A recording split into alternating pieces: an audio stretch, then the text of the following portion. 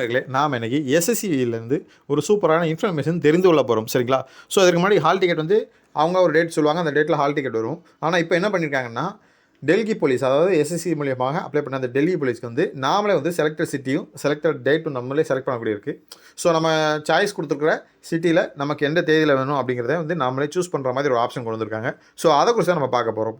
So நம்ம வீடியோவை skip பண்ணாமல் கண்டினியூ பாருங்கள். அப்புறம் தான் நம்ம சொல்லக்கூடிய தகவல் பயனுள்ளதாக இருக்கும். ஸோ வாங்க நம்ம இப்போ வீடியோக்குள்ளே போவோம். ஏற்கனவே வந்து எஸ்எஸ்சி நம்ம அப்ளை பண்ணியிருப்போம். ஸோ அப்ளை பண்ணும்போது அந்த லாகின் பேஜ் தெரியும். ஸோ இதான் அந்த லாகின் பேஜ். இதோடைய லிங்க்கை வந்து கீழே டிஸ்கிரிப்ஷனில் கொடுக்குறேன். டேரெக்டாக கிளிக் பண்ணிங்கன்னா உள்ளே வரும். ஸோ அதில் பார்த்தீங்கன்னா லாகின் ரெஜிஸ்டர்னு இருக்கும். அப்படிலாம் கீழே பார்த்தீங்கன்னா அப்ளை அட்மிட் கார்டுன்னு இருக்கும். நம்ம அப்ளைன்னு கொடுப்போம். ஸோ ஏன்னா அந்த லாகின் பேஜுக்குள்ளே வரணும். அதில் வந்து நீங்கள் அதை கிளிக் பண்ணிங்க அப்படின்னா நெக்ஸ்ட் பேஜ் இப்படி தான் வரும். இதில் பார்த்தீங்கன்னா லாகின் அக்கௌண்ட்டுன்னு இருக்கும். ஸோ நம்ம ஐடியும் பாஸ்வேர்டையும் கொடுத்து கேப்சா கோடை என்ட்ரி பண்ணி லாகின் பண்ணணும். ஸோ பாஸ்வேர்டு தெரியல அப்படின்னா அந்த ஃபர்கட் பாஸ்வேர்டு கொடுத்து நம்ம சேஞ்ச் பண்ணிக்கொள்ளலாம். சரிங்களா? ஸோ நம்ம லாகின் பண்ணனா நெக்ஸ்ட் பேஜ் ஓப்பன் ஆகும். ஸோ ஓப்பன் ஆகும்போது நம்ம டீட்டெயில் மேலே ஷோ ஆகும். நான் அதெல்லாம் கட் பண்ணிட்டேன்.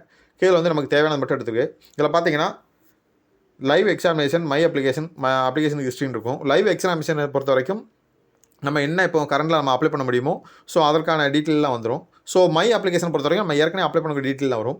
நம்ம ஏற்கனவே அப்ளை பண்ணியாச்சு டெல்லி போலீஸுக்கு. ஸோ அதில் நீங்கள் பார்த்தீங்க அப்படின்னா அதற்கான டீட்டெயில் ஃபுல்லாகவே ஷோ ஆகும். நம்ம இப்போ என்னெல்லாம் அப்ளை பண்ணுறோம் அப்படிங்கிறத ஃபுல்லாக வரும். ஸோ இதில் பார்த்தீங்கன்னா டெல்லி போலீஸ் மேல் அண்ட் ஃபீமேலுக்கு வந்து செலக்டட் சிட்டி, எக்ஸாமினேஷன் டேட், ஷிஃப்ட்லாம் கொடுத்துருக்காங்க. பார்த்தீங்களா? இதான் நம்ம பார்க்க போகிறோம். ஸோ நம்மளே வந்து செலக்ட் பண்ணக்கூடியது. நம்ம அதில் வந்து ஃபஸ்ட்டு வந்து இயர்னு கொடுத்துருப்பாங்க. செலக்டட் இயர் நம்ம 2026. ஏன்னா 2026 தான் நம்ம எக்ஸாம் எழுத போகிறோம். 25, 26. சரிங்களா? ஸோ நீங்கள் அந்த இயரை கிளிக் பண்ணிக்கோங்க. 25 வரலாம், 26 கொடுங்க. அப்போ வந்து ஓப்பன் ஆகும். ஸோ ஓப்பன் ஆச்சுன்னா நெக்ஸ்ட் பேஜ் இப்படி தான் வரும். இந்த பேஜில் பார்த்தீங்கன்னா கீழே வந்து டேட் கொடுத்துருப்பாங்க. அதை நீங்கள் அந்த ஸ்லாட்டுக்கு பக்கத்தில். ஸோ அதை கிளிக் பண்ணிங்கன்னா நம்ம டேட்டு காமிக்கும். ஸோ நீங்கள் என்றைக்கு வந்து இதை வந்து நீங்கள் அப்ளை பண்ண போகிறீங்களோ ஸோ அன்றைய டேட்டில் தான் ஸ்டார்ட் ஆகும். இதில் வந்து 15 நாள் டைம் கொடுப்பாங்க. ஸோ அவங்க கொடுக்க அந்த 15 நாளில் நீங்கள் என்றைக்கு வேணாலும் நீங்கள் செலக்ட் பண்ணிக்கொள்ளலாம். ஸோ நான் ஒரு டேட்டை செலக்ட் பண்ணேன் 27ன்னு. ஸோ அந்த டேட்டில் பார்த்தீங்க அப்படின்னா நான் செலக்ட் பண்ண அந்த சிட்டியில் வந்து அவைலபிள் இருக்கான்னு பார்த்தீங்கன்னா இல்லை. ஸோ 27ஆம் தேதி நான் செலக்ட் பண்ண தூத்துக்குடி, மதுரை, திருச்சி இந்த இடத்துலலாம் வந்து அவைலபிள் இல்லை. ஸோ அவைலபிள் இருந்து அது காட்டும்.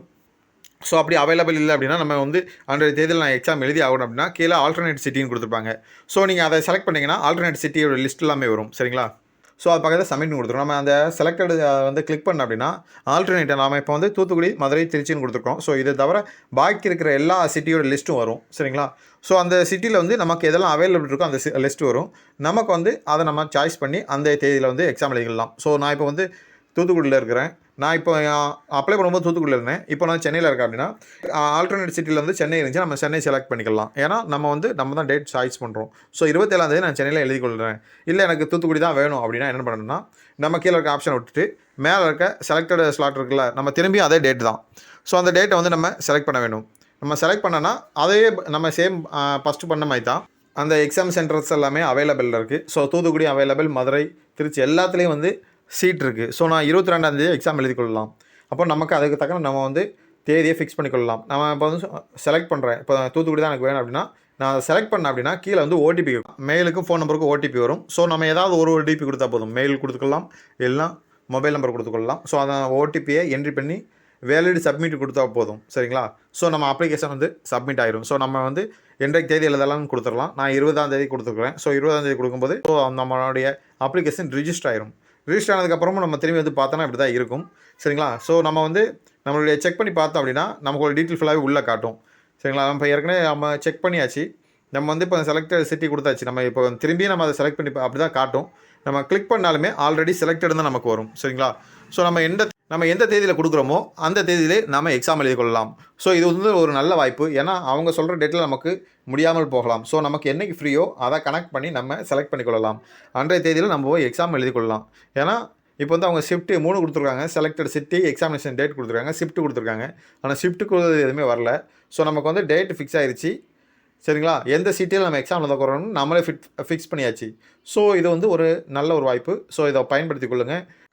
இந்த ஆப்ஷன் வந்து ஒரு சூப்பரான ஆப்ஷன். ஏன்னா இந்த டெல்லி போலீஸுக்கு நமக்கு என்றைக்கு ஹால் டிக்கெட் வரணும்னு எதிர்பார்த்துருக்க வேண்டாம். நமக்கு என்றைக்கு ஃப்ரீயாக இருக்கோ அந்த டேட்டில் போய் நம்ம எக்ஸாம் எழுதி கொள்ளலாம்.